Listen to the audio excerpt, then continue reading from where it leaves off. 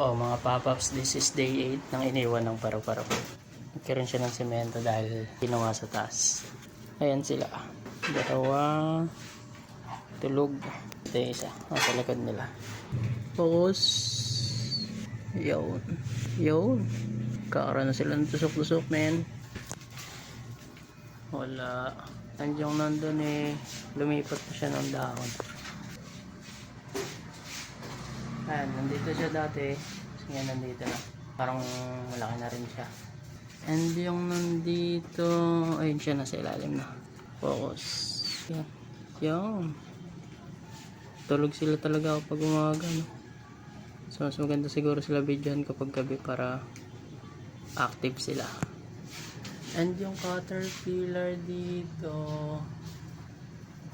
nasaan na? Ayun. Ayun, no? Active siya. Active siya. Kumakain yata. Nice.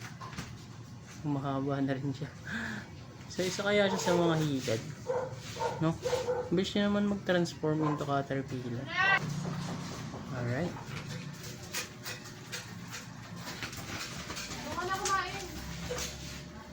Follow for day 9.